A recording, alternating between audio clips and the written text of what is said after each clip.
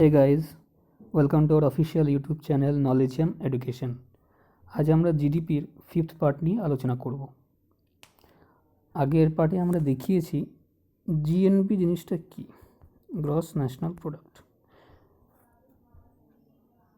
তাহলে এই ভিডিওতে জিডিপি আর জিএনপির একটা পার্থক্য বলে দিই।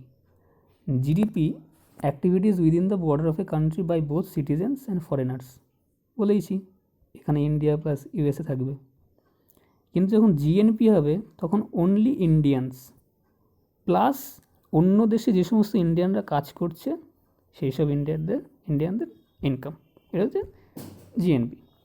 এইবার যদি সাপোজ বললো GDP is equal to GNP, ঠিক আছে, এটা কী সিগনিফাই করে, এটা মানেটা কি? এটা মানেটা এই ধরা যাক একটা দেশ, সেই দেশের মধ্যে যা ভ্যালু উৎপন্ন হচ্ছে, সেই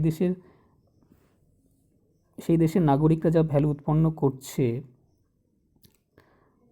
সেই জিডিপি মানে তার পরিমাণ ইজ ইকুয়াল টু সেই ন্যাশনালরাই, সেই দেশের নাগরিকরা যা উৎপন্ন করতে তার সমান। অর্থাৎ সেই দেশটা একটা ক্লোজড ইকোনমি, মানে এর থেকে বাইরে কেউ যায় না আর বাইরে থেকে ভিতরে কেউ আসে না।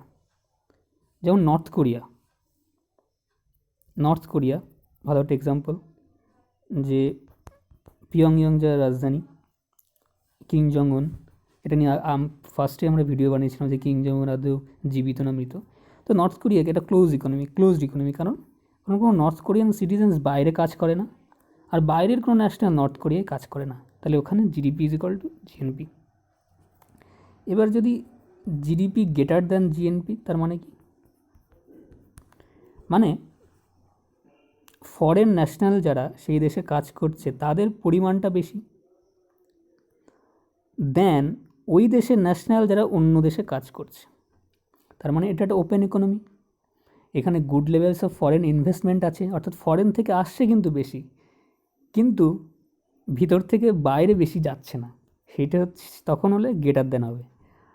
আর জিডিপি লেস দেন কখন জিএনপি হবে?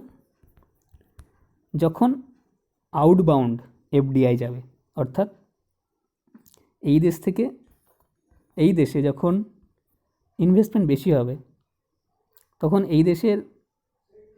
এই দেশের জিডিপিটা এই জিএনপিটার থেকে কম হবে। সাপোজ একটা উদাহরণ নিয়ে দেখা যাক যে আমেরিকা আর আমেরিকা থেকে অনেক ইনভেস্টমেন্ট ইন্ডিয়াতে আসে, তাই তো, আর ইন্ডিয়া থেকে কিন্তু অতটা ইনভেস্টমেন্ট আমেরিকাতে যায় না। তাহলে কি? তাহলে হচ্ছে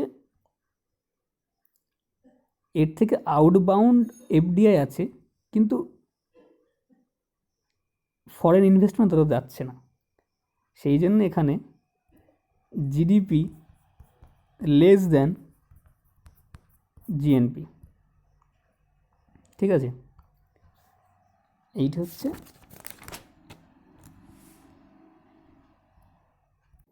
আর একটা ইম্পর্টেন্ট টার্ম আছে এখানে, সেটা হচ্ছে রেমিট্যান্সেস।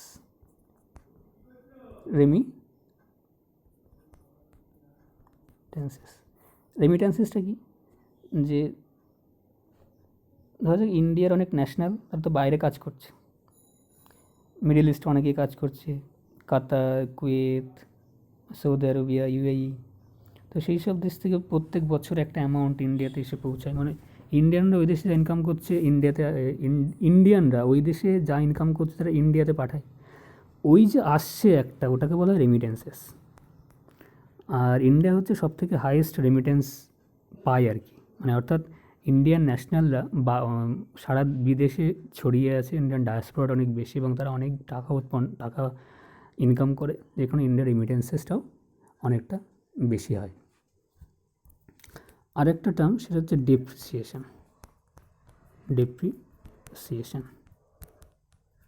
আমি আজকে একটা গাড়ি কিনলাম, একটা কার কিনলাম 4 লাখ টাকা দিয়ে। 2 বছর পরে সেই কারটার দাম নিশ্চয়ই 4 লাখ টাকার বেশি হবে না, কমবে, তাহলে 2 লাখ টাকা হয়ে গেল। এই যে 2 লাখ টাকা কমে গেল, তারপরে যে 2 লাখ টাকা হলো, এটাকেই বলা হয় ডেপ্রিসিয়েশন, ঠিক আছে। অর্থাৎ দামটা কমলো, কী জন্য? না বয়সের জন্য, বয়স হয়ে গেছে বলে দামটা কমে গেলো, এই জন্য ডেপ্রিসিয়েশন। আর অ্যাপ্রিসিয়েশনটা কি? যখন দাম বাড়বে, কোনো একটা জিনিসের আজকে যা দাম 2 বছর বা 3 বছর পরে তার দাম যখন বেড়ে যাবে তখন সেই প্রক্রিয়াটা হচ্ছে অ্যাপ্রিসিয়েশন। ঠিক আছে, এইবার আরেকটা টার্ম নিয়ে আলোচনা করতে চাই জিডিপির থেকে। জিডিপি কি? Gross domestic product. গ্রস। আরেকটা টার্ম হচ্ছে এনডিপি। এনডিপি হচ্ছে net domestic product. Net, gross মানে টোটাল। এর মধ্যে কিন্তু ডেপ্রিসিয়েশনটা অ্যাড নেই। অর্থাৎ এনডিপি মানে হচ্ছে জিডিপি মাইনাস ডেপ্রিসিয়েশন, সেটা হচ্ছে এনডিপি। অর্থাৎ নেট ডোমেস্টিক প্রোডাক্ট। নেট আর গ্রসের মধ্যে পার্থক্য হচ্ছে ডেপ্রিসিয়েশন। গ্রসের মধ্যে ডেপ্রিসিয়েশনটা থাকে, নেটের মধ্যে থাকে না। অর্থাৎ net is equal to gross minus depreciation. আর একটা হচ্ছে, সেটা হচ্ছে নেট ন্যাশনাল প্রোডাক্ট, অর্থাৎ এনএনপি। এনএনপি মানে কি? জিএনপি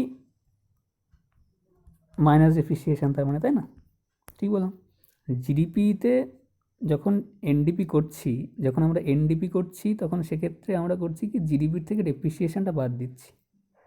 আর এনএনপি যখন করব তখন সেটা জিএনপির থেকে ডেপ্রিসিয়েশনটা বাদ দেব।